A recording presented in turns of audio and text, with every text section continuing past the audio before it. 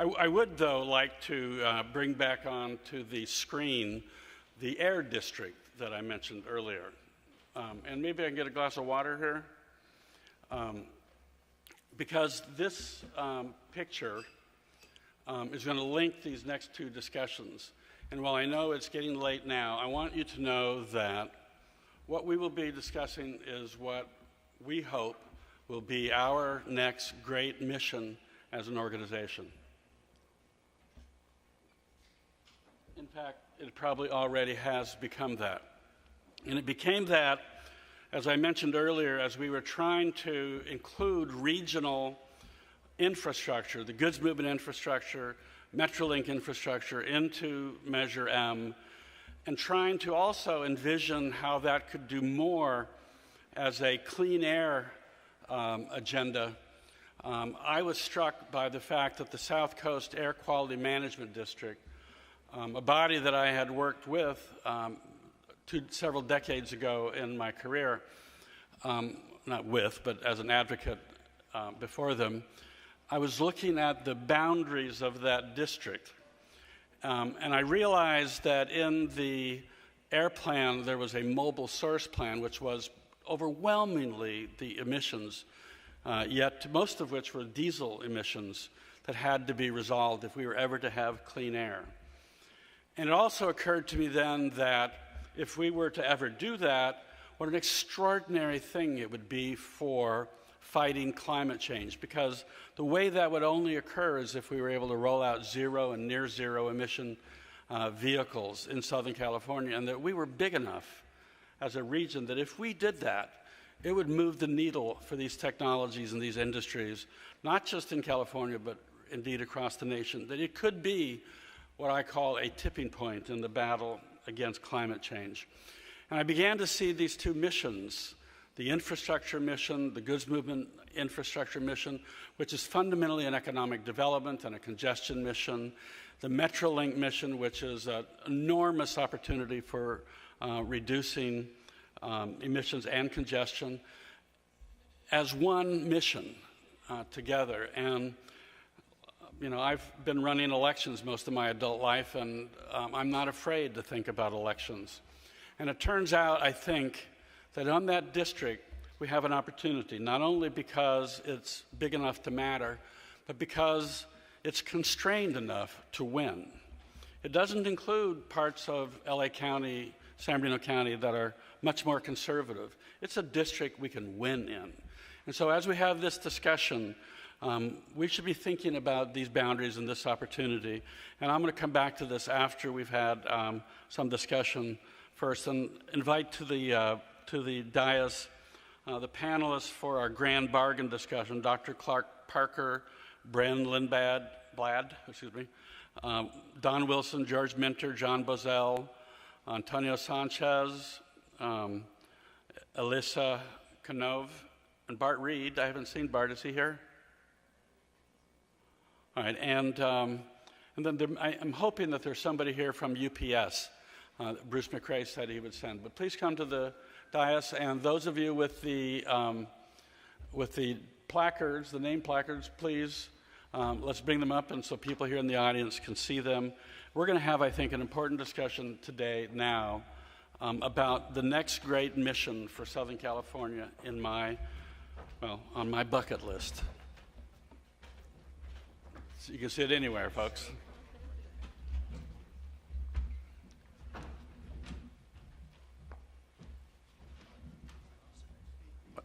I'm sorry? So Bart is on his way. He'll join us when he gets here. I want to first recognize and identify Dr. Clark Parker, who has a long professional career that I won't iterate for you here. For our purposes today, he is the chair of the Mobile Source Air Pollution Reduction Committee of the South Coast Air District, which means he chairs the committee which is key to the future of this region and could be key to actually achieving a tipping point on the climate change discussion. And so, Dr. Parker, really I'm going to start with the very general, if you don't mind. What is, I've spoken generally, but you tell us, what is the biggest challenge facing us in terms of air quality here in Southern California, in some particularity, not just mobile sources, but down to the vehicles, the technologies, the scale? What are we talking about here? Thank you very much. I think we need a mic here. Is it on? Okay. Thank you very much, Denny, for inviting me here to this afternoon to talk to you a little bit about what we do at the SCAQMD. We contain a region that has approximately 17.8 million people within that region in 4 different counties: Los Angeles, San Bernardino, Orange, and Riverside. One of the greatest challenges that we have today is diesel engine combustion that produces NOx, nitrous oxide. We have basically not had attainment in our reduction because of that, and that's because we have the 2 largest ports it is in the entire country, Los Angeles and Long Beach. And out of that port, we produce cargo that must be distributed throughout the United States for 40% of all cargoes that is basically coming in from abroad. With that kind of volume, our 710 corridor that we have, where most of these diesel trucks go up and down this particular region, produces the most amount of NOx that we have. It's been estimated that if for every 1 truck that we can remove and have it go into a near zero or zero emission type of vehicle, is the equivalent itself of bringing off of the road approximately 150,000, every 15,000 diesel trucks. It's equivalent to bringing off 1.5 million cars. That is a tremendous, that's 100 times for every truck that we move off the roads of diesel into something or convert into a cleaner energy. So that is our largest challenge right now, is that what do we do in order to get that reduction of these particular vehicles that is producing nitrous oxide.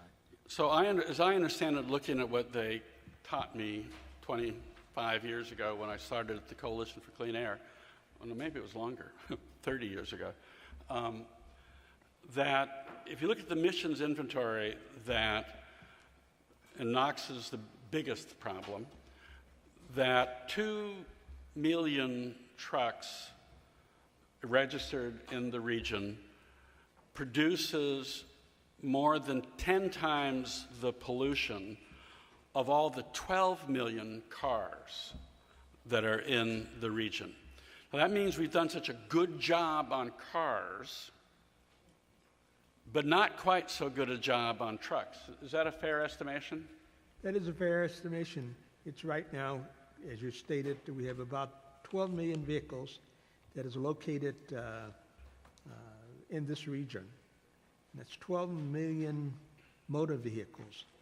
And the 80% of the emissions that are emitted in this region is really coming from trucks, nitrous oxides.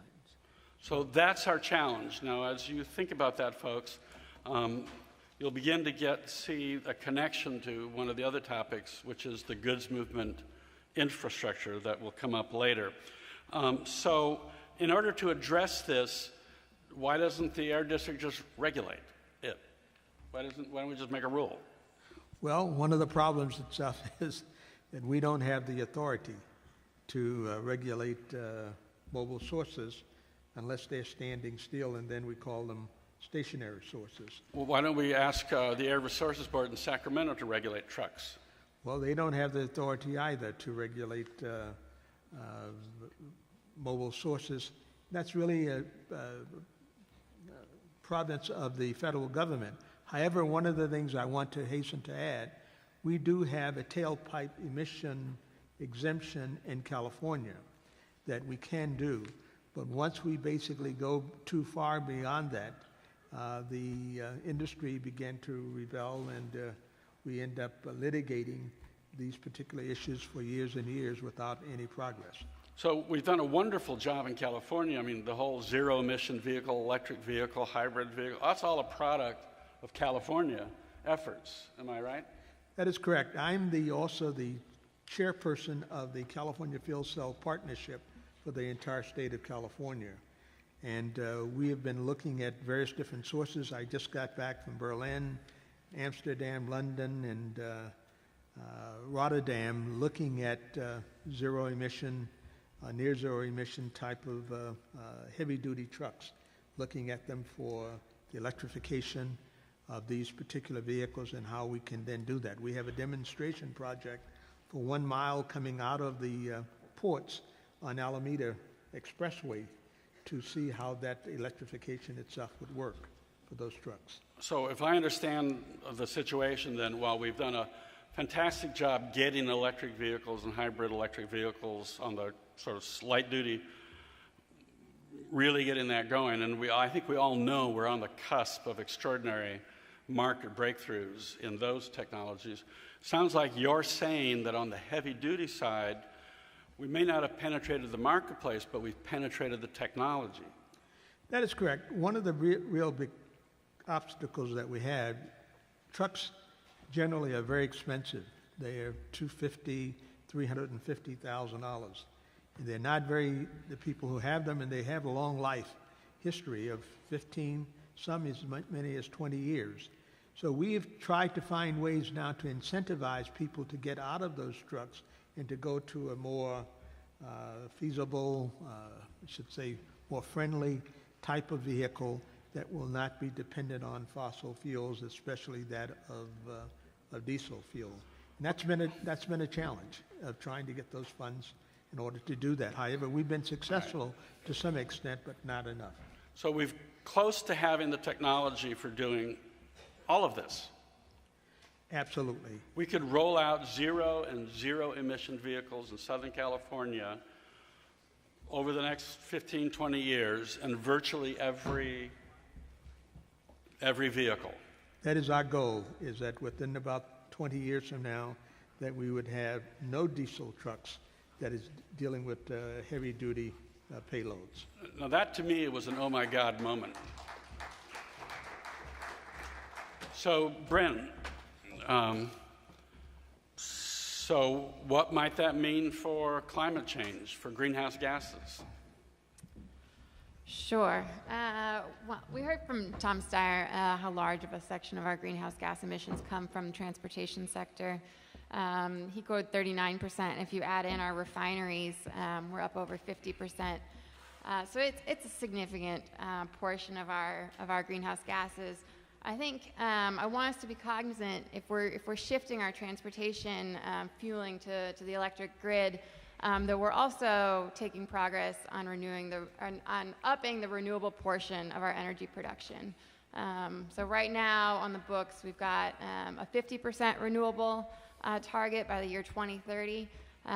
There was attempts in the legislature to get that up to 100% by 2045, and that stalled from industry pressure. So let's be cognizant of the greenhouse gases that are connected to that electric fueling of vehicles, and it's crucial that we're not only pushing for electrification without also cleaning up our grid. That's right. Otherwise, there's still emissions in the power generation side, right? So, but I heard Dr. Clark use the expression zero and near zero. Emission vehicles was their goal. Dr. Clark, might elaborate there. Where do you think we're going to need near zero? Well, what we have is a situation itself that of incentivizing people in order to get out of those particular vehicles The real problem that we've had with zero emission, zero emissions really mean compressed natural gas vehicles. And is to be able to have a vehicle that, especially for electrification, that will basically battery or the electric grid systems that where we have pathogens itself that will basically electrify them to the extent that we would be able to go longer distance. We can't have a vehicle truck that will only go 20 or 30 miles in carrying heavy payloads. And that has been our problem. You know, certainly we can have enough batteries, but sooner or later we run out of the area in the truck to how many batteries can we actually have on it. So as the battery techniques and technology is developing, the hydrogen fuel cell technology is developing, and also the combustions itself of those, not combustions, but the electrification of those engines.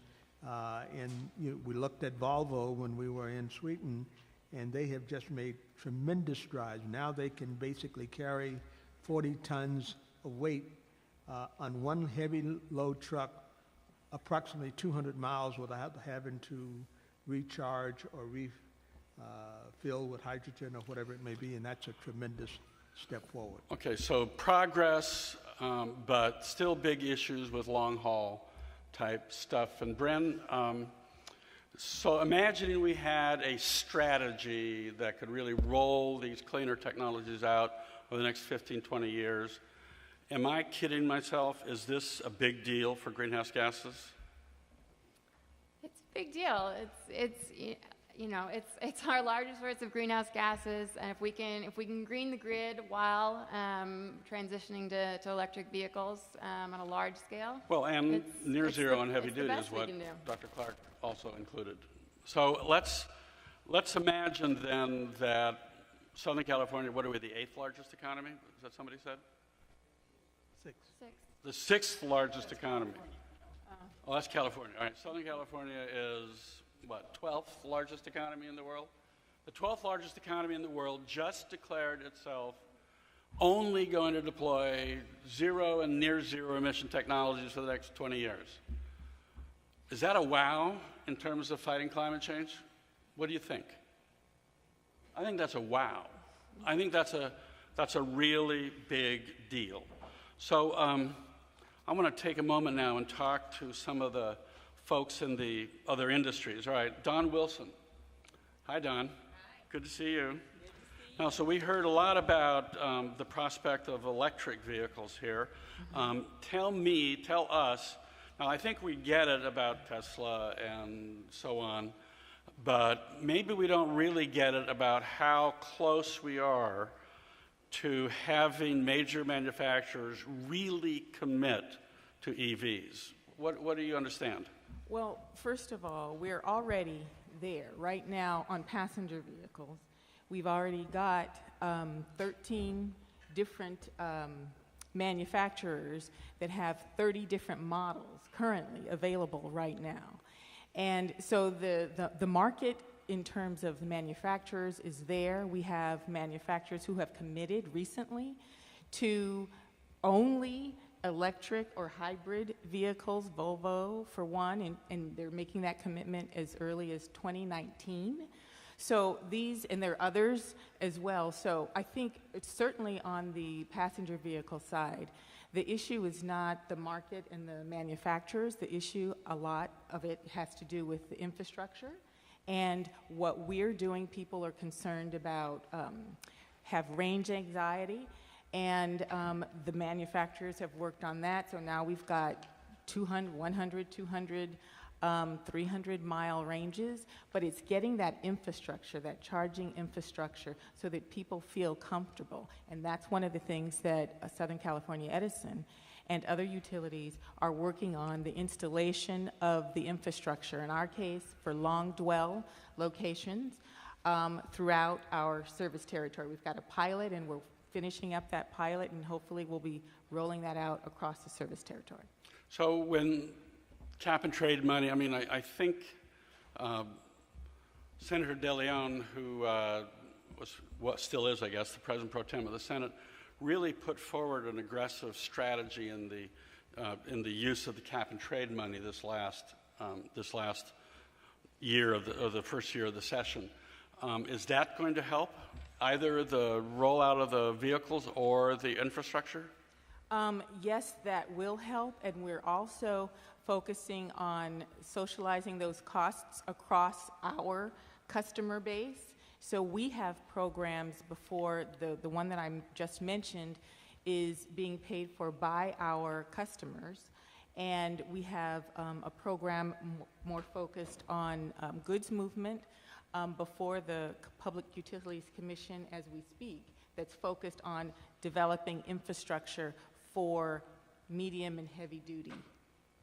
All right, so let's take that a little bit further, because this is the area where I think people who love and support EVs are not sure they're going to be able to succeed in the marketplace, because in the end, there's no regulation. We can't tell trucking operators to go buy a certain vehicle. We can use financial incentives to bring the cost down to be competitive, but in the end they have to buy it. So the question is there going to be a technology in the marketplace that you think that truckers, truck operators, if the cost is competitive with diesel, would actually buy rather than diesel?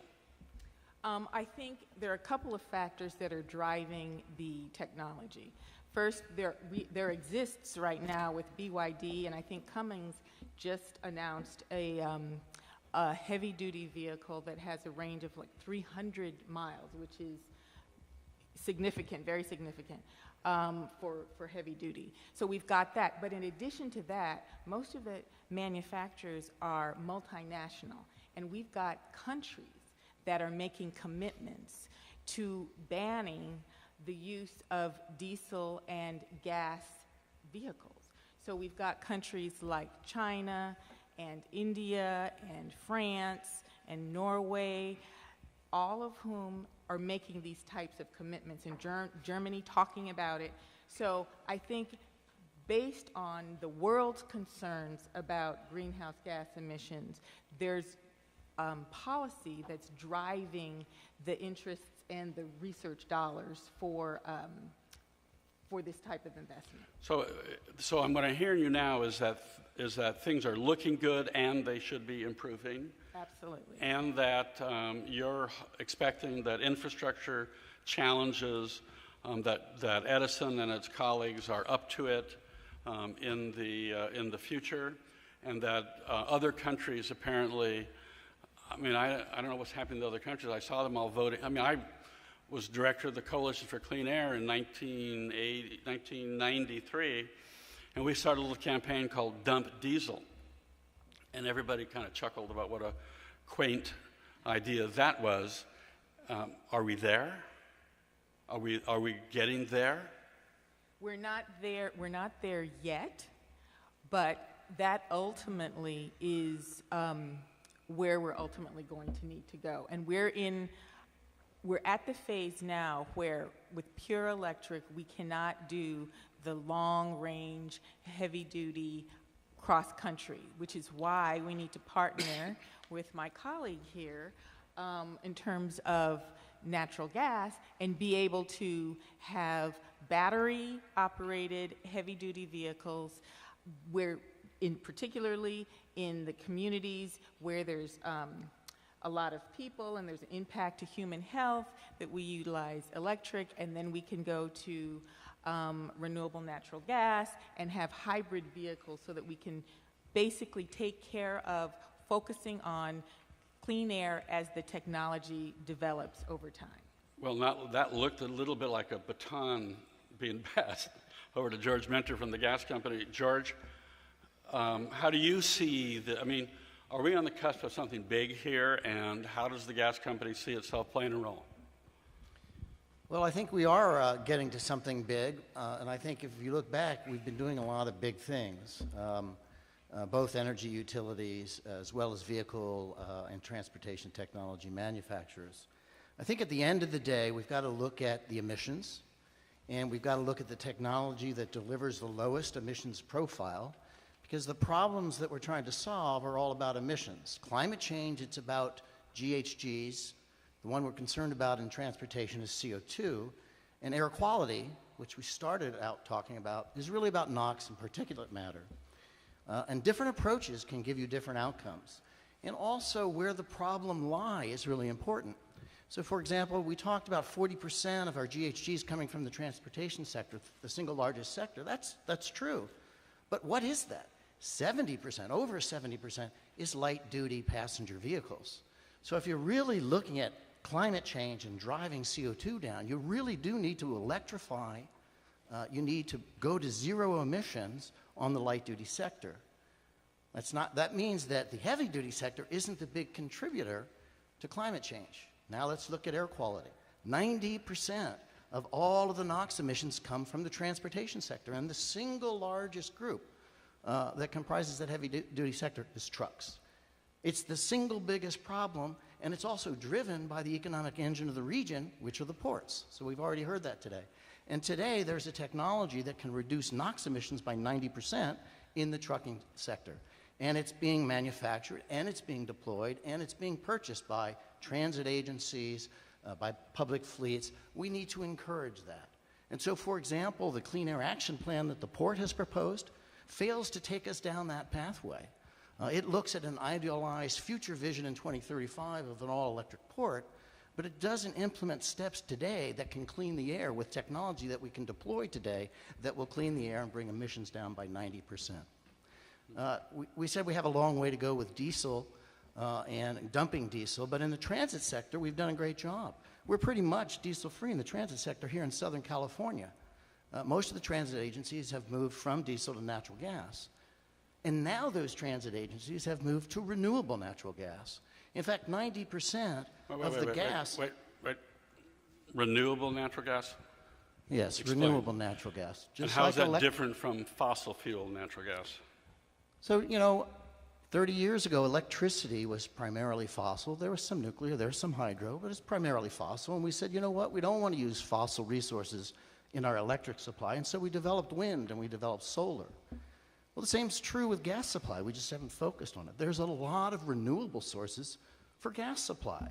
Biomethane, our waste stream. In fact, 85% of all that methane that goes into the atmosphere that so much of our climate scientists are now concerned about. Methane is a climate-changing gas like CO2, but actually it's more refractive, it's actually more powerful, and so now we're very concerned about methane coming off of the Earth's surface into the atmosphere. A lot of press attention's on oil and gas, but 85% of the methane comes from organic sources and our waste stream. All right, wait a minute. So dairies and farms and landfills and sewage treatment plants all produce methane, which is biomethane, which is a renewable source. So 80% of the methane, which is a more severe greenhouse gas, comes from biological sources rather than fossil sources. There you go, and it's a great opportunity to make our gas supply renewable. And so what's the state of the vehicle technology from the operator's point of view, from a trucking operator? Well, if we subsidize it, why would they leave diesel? Well, I think you've got to perform at the same level as a diesel engine, and the Cummins Westport engine that's been developed, it's now in the transit market. It's now being tested. The 12-liter for the long-distance trucking market will deliver the same performance, the same mileage, efficiency, and performance. And that's what truckers need. That's what they'll purchase. So the challenge now is, now that we have the technology that can bring our emissions down, and we have the renewable fuel for heavy-duty use that can bring our climate change emissions down, how do we deploy it? What do we need to do?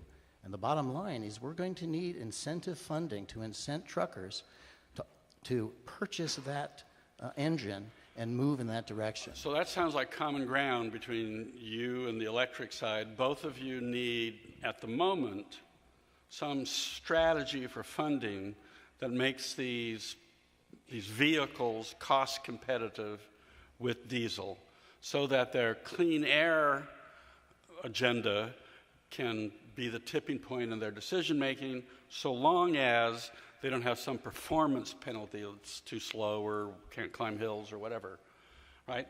Does that sum it up? Denny, I think you're putting it all together really quite well. Yeah, well, like Measure M for clean air and climate change. How about it? I see something coming. So, John Boesel, all right, CALSTART. How many people here know what CALSTART are? Don't raise your hand, I can't see you anyway. CALSTART is one of my favorite organizations, and started in the immediate aftermath of the Tom Bradley administration, right? Mike Gage, you may remember, was the chief of staff for Tom Bradley for a while, and he was the founding CEO, I guess, of CALSTART. I saw Mike a couple of years ago, and I must tell you, I was effusive in my appreciation to him, because CALSTART has been not herding cats, but really the kind of point of coordination and advocacy for all of this new technology stuff, light duty, medium duty, heavy duty, for golly, I don't know, 3 decades now? We just had our 25th anniversary symposium this week. All right, well, so thank you very much for your leadership. What you have done is probably necessary for the success those industries have had in getting zero and near zero out the door. But, so from your point of view, these are all your constituents. How do you see it? What do you think the prospects are?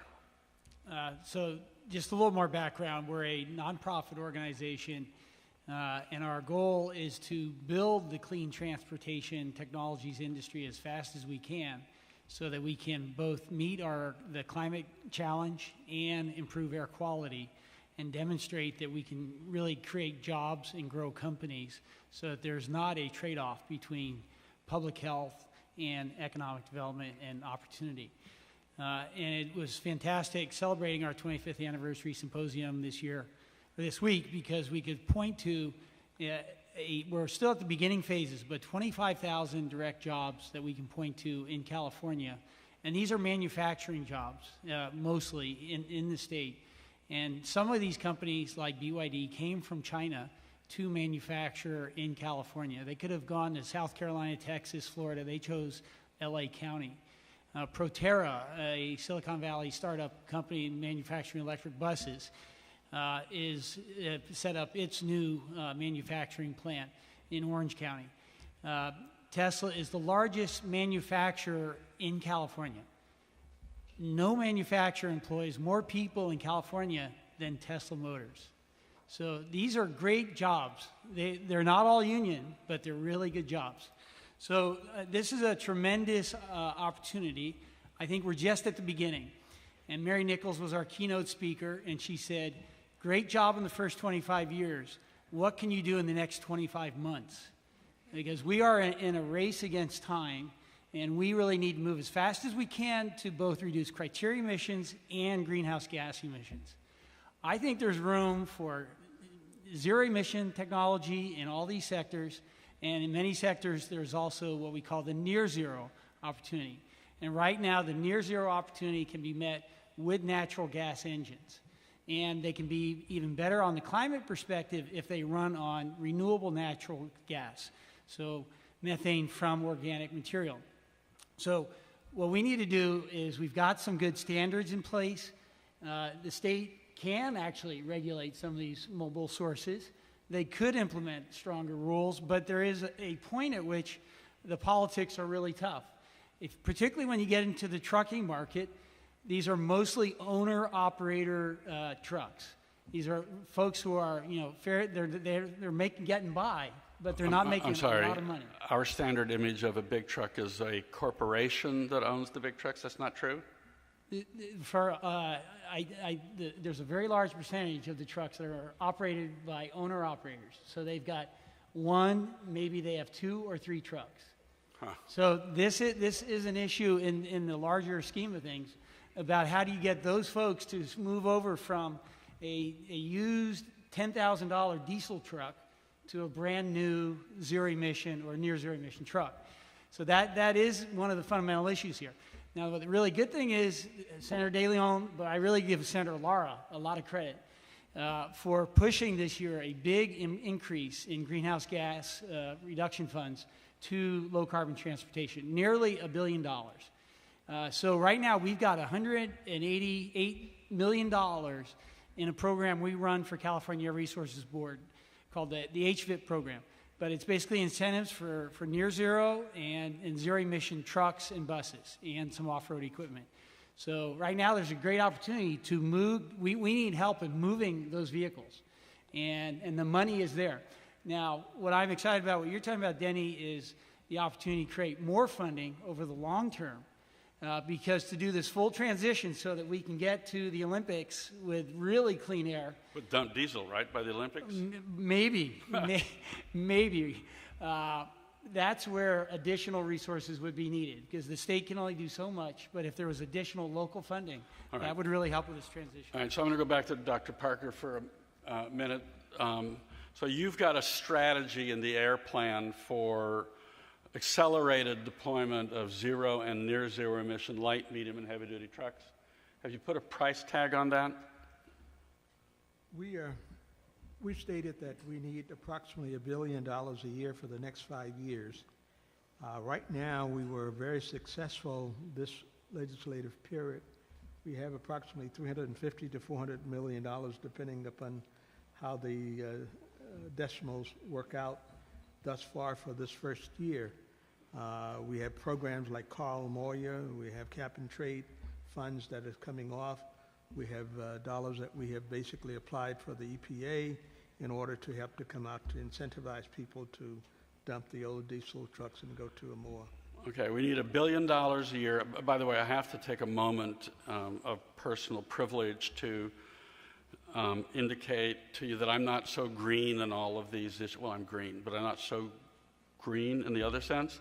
And that in the early 90s, the Carl Moyer program, which is the primary program that the state uses to fund development and demonstration and deployment of alternatives to diesel, was a legislative campaign that I organized back in 1993 with Carl.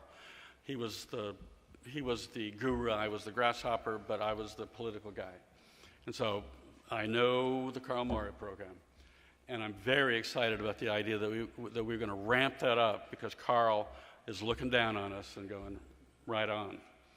Now, $1 billion a year. Let's see, we want $300 million or so in the cap and trade, sort of, but that was 1 year, right? It's not a continuous appropriation. Well, we're probably going to have it for the next, let's say, 5 to 10 years because of the reauthorization itself of the cap and trade program. And the last 2 auctions have been quite successful. Now that everybody recognizes that it's probably going to continue. All right, so maybe we got a third of what we need in the legislature if they get the votes to make it a continuous appropriation, right? Yes. All right, so where's that district map? Can you bring that district map back up on the screen here, Eli? All right, so look at that district. Now that district is LA County, San Bernardino County, Riverside County, and Orange County, but it does not include the desert areas of LA County or the desert areas of San Bernardino County. And every one of those counties has voted more than 70% for a sales tax for transportation in the recent history, in the recent past. Every one. And this district is a better district than all those counties combined because the high desert areas are the most conservative. All right, so my fertile mind starts to think, well, what if we had, well, I don't know, I always calculate things in sales taxes. It doesn't have to be sales taxes, but just for illustration, a 1/4-cent sales tax in that district is about $700 million a year. That would like finish your job, wouldn't it? Yes, it would. All right, so a 1/4-cent sales tax costs us each individually, on average, about 4 cents a day. All right, so the proposition is, for 4 cents a day, we could solve our clean air problem and begin the tipping point on climate change. Am I smoking something here, or do I have it right? What do you think, John? Denny, I think we need to go all in. We need to bring as many tools to the problem as we can. Let me just take a quick poll here. The gasoline and diesel consumption in California are both trending in the same direction. I'm going to ask you, do you think it's going up, stable, or down? Up, raise your hand. Okay, stable, going down. Okay, it's going up. It's going up. So despite everything we've been doing, it ain't enough. So we need to move faster. And I take Mary Nichols' challenge to us, get going in the next 25 months. Make things happen faster. All right, well, I'm looking at a district like that. I'm thinking 2020 because I want to win. Can you wait till 2020? Okay. All right, so, but we need a 2/3 vote, am I right? So, but before we get into that discussion, I want to go to my good friend Antonio Sanchez from on the Move LA board, of course, Local 11, IBEW. What does this mean for you and your members? What if we had a measure like a quarter cent or some other measure on the ballot that passed or could pass in that green area here that might green the world if we give it a chance? What does it mean for your members? So first I want to thank you for including labor. I think that we should be working together more often, and I know we do already, but especially in Sacramento, as these new initiatives come up, as these new proposals, working for the electricians union, it's obviously an interest of ours to make sure that not only we have a secure power grid and we can all turn our lights on, but that these workers are able to support their families. And without due respect to the brother sitting on the other side, I think it does Tesla no favors for them not to work with labor and any manufacturer, because thank you. Thank you. I am not being a labor guy. Let's just label me.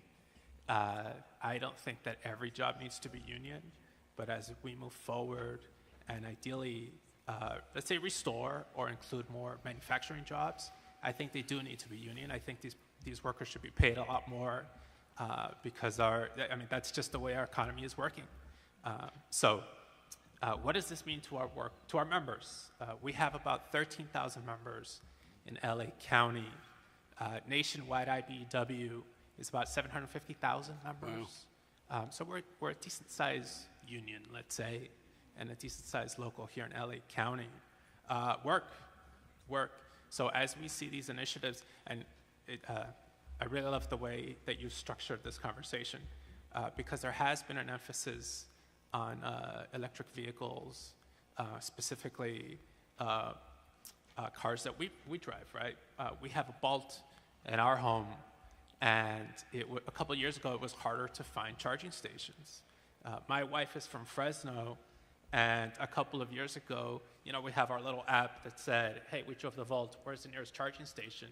I'm in North Fresno, and there was one charging station that kept coming up on the app. And guess where that charging station was? It was at the dealership. And maybe the app didn't include all the charging stations. Somebody could argue that.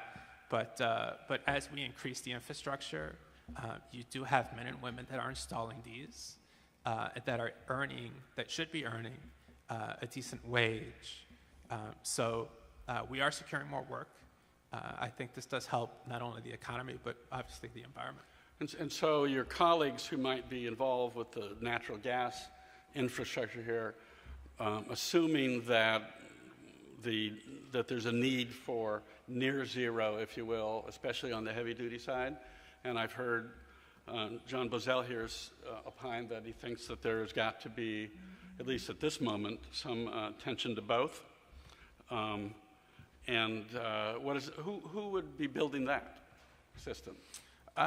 So we're the electricians. We would be building anything related to electricity. I mean, if we're talking about natural gas,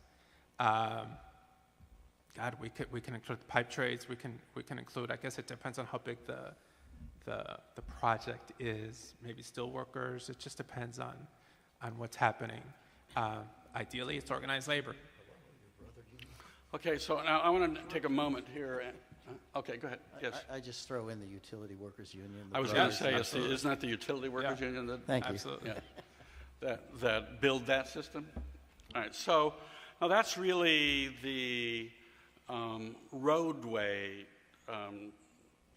based vehicles, okay? But we learned from Measure M, those are not, and R, that those are not our only choices. That we have transit systems here, and one of the challenges that we found in Move LA when we were trying to get Measure M to think regionally is that the regional decision making is a little more complicated. In particular, there is a regional transit system we call Metrolink. The Southern California Regional Rail Authority is the agency which operates it, and it's composed of representatives from 5 counties: LA, Orange, San Bernardino, Riverside, and Ventura counties. Representatives from each of those county transportation commissions. And they all bring some budget to the table. Am I correct about that? So I want to come back to that in a minute, but there's something like more than 400, almost 500 miles of track. I don't know how many stations there are. Almost 60. All right, so I'm going to ask you to, just speaking from a congestion point of view initially, and then we'll talk air quality point of view. What is the upside potential of a robust, we don't have a robust Metrolink now, I think, right? We have a modest Metrolink system. It doesn't run every half hour, every 20 minutes, everywhere. Some places, maybe San Bernardino Corridor, maybe. What is the upside potential, do you think, as from a professional point of view, for that system that you're partly responsible for operating? Thank you for the question, Denny, and having A softball? Metrolink here. I was just showing George the map. You would wonder maybe why Metrolink is here, and if you looked at a system route map for us and you looked at the map that is up on the screen right now, you will see some connection, some linkage between the two. Right now, today, with this a less than robust commuter rail service, Metrolink service removes about 8.7 million car trips off the roads annually. We have invested in clean diesel. We have just put into operation our new Tier 4 locomotives, which are the cleanest locomotives in the nation. So you combine the technology that we are putting out on the rails with the number of car trips that we are reducing annually, and we are looking at reducing PM and NOx emissions by 85%. So increasing the amount of service that we can provide is more cars off the road and fewer emissions.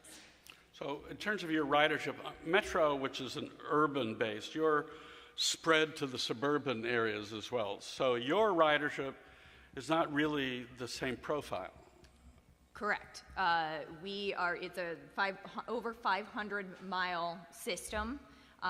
We are looking all the way out to San Bernardino, down through southern Orange County. So we're looking at thank you very much for the system map there, a very large area of the region that it can be served even further by Metrolink. All right, so if we were to invest in Metrolink to expand its capacity, increase its service, I think probably you'd have to reduce fares as well. I understand that's a tricky question always before agencies, but it might be something voters would be interested in. I'll throw out a number. Let's say $200 million a year. Is that real? Is that real money, or is that real? Would that move the needle on your system Yes. and your operations and your Yes. ability to, you double track certain places, you grade separate? Definitely, yeah. So our annual operating budget is about $200 million a year. We have a capital budget of about $300 million a year. And that getting us the bare bones service that we are currently providing that's essentially just rush hour commute service. We do have service all day long down to Orange County and San Bernardino right now, but that service cannot be expanded any further, especially out to the Inland Empire in San Bernardino, because over 60% of our system is single tracked. And what that means is without a double track, we can only put so many trains on the rails at one time because they can't pass each other. So you can't have them going one way and the other. We have to wait until it can turn around and come back. And that is a long distance all the way out to San Bernardino from LA Union Station. So with an additional $200 million a year, we could invest in that infrastructure that would allow us to double track throughout the system, which would increase the capacity, the number of trains we can put on the rails, the number of passengers we can take, and the number of the amount of emissions we can reduce. All right. Well, what about electrifying or some other cleaner technology? I say electrifying in part because high-speed rail talks about using part of your system at some point in the future, and that would require some electrification. Maybe not the whole system, but certainly a corridor or two. Yeah. Electrification isn't a real topic for us right now, as we are struggling to provide the basics. We're trying to maintain a state of good repair with a system that we inherited from freight railroads that's a little bit older than the 25 years we've been in service for much of it. So at this point, that's something, a conversation that we'll have to continue on to the future. We are working closely with high-speed rail on shared corridors and an approach to shared corridors. So certainly looking forward to the further developments there and seeing if electrification is an option sometime in the future. So what about connecting Ontario Airport quickly? That is something that we hope Metrolink is considered a real option for. We're working with San Bernardino and Metro on a study to look at exactly that. Today you can connect through connecting bus service and free transfers with Omnitrans out to Ontario Airport, but looking to a direct plane-to-train connection like we have in the San Fernando Valley to Burbank Airport is something we hope is on the table. Hey, Bart. You're the go-to guy on all things Metrolink from a consumer point of view. Was there a question you had? No, I'm just... So, what do you think needs to happen to modernize this system and make it cleaner, more efficient, et cetera? Could a significant investment in infrastructure make a difference? Well, quite frankly, there's a lot of low-hanging fruit at Metrolink that requires a change in thinking on how the system operates. If one's familiar with Metrolink, there's essentially 5 corridors that come into downtown Union Station. One of those corridors is the Riverside line, which doesn't have much opportunity because Metrolink doesn't own it, but the other 4 corridors should be connected. We're building the run-through tracks, or the project's moving forward, and that concept is the trains can run through Union Station without backing in or backing out. If you take and re-look at Metrolink before the run-through tracks and after, if you look at it as a corridor, trains running from the Antelope Valley line connected directly to the San Bernardino line, and trains running from the Orange County line directly running to the Ventura County line, then all of a sudden your system starts to look like the freeways. I can get on the 5 freeway in Santa Clarita and get down to Tustin.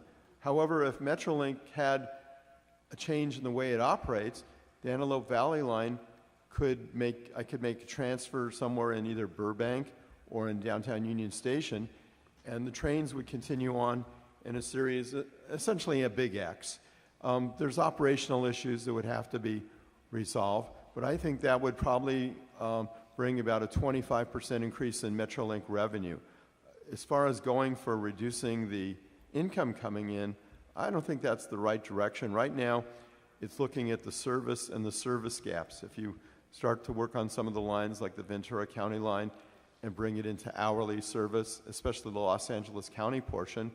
We managed to get the Northridge train station. It's got a Metrolink. The Metro is studying relocating the train station from an obscure location that was put in after the earthquake to Reseda Boulevard. It has 20 hours of bus service that would connect Northridge Medical Center and Cal State Northridge. It would be huge, but you have to have enough service to make the routes useful. The same thing with Antelope Valley Line. If it's short 3 trips in one direction and 2 in another, so it would run hourly. The other pieces are running the span of service, from running it early in the morning, 7 days a week, till late at night, so the last trains leave. Right. But it sounded to me like you were saying that operational changes, yes, but also need major infrastructure in the vicinity of Union Station, as well as double tracking. Well, would be an important part double of tracking is obviously one of the solutions. The neighborhood opponents in the San Fernando Valley, there were 7 of them, scared the folks at Metro, and they withdrew the double tracking project for the next 5 or 7 years from Chatsworth, which would serve Cal State Northridge, to Burbank. We made sure we got all the communities in the North San Fernando Valley to ask for double tracking, including the neighborhood councils, the cities, and we changed the paradigm in the North Valley. Metro knows it has support for double tracking. Double tracking in LA County is a solution, because if you have double tracks, then you can run the trains each direction every 20 minutes, 30 minutes, every 15 minutes. That's an important key to have the infrastructure. In the meantime, we have to add in double track when necessary, so you can increase the frequency. But at least if we have double tracking, you could start running the Cal State Northridge and Chatsworth every 30 minutes. All right, Those would be big changes. While we're building out this extraordinary system in LA County, we could also be modernizing this grand regional transit system to both enhance its service, its ridership, and make it cleaner, and have a strategy to roll out already existing technologies, light, medium, and heavy duty, zero and near zero. Am I dreaming? Am I dreaming? Are you dreaming? You should be dreaming. We should all be dreaming. This is a realizable dream, Danny. We can do this. This we can do. And so we're going to try to connect the dots here to the next panel, because we've heard a lot about, trucks and what have you. But guess what? They are part of another infrastructure called the goods movement infrastructure. And it's probably the smart thing to marry these missions in some kind of grand bargain or grand coalition, and let's see if it's possible. Okay, I want to thank our panelists for this.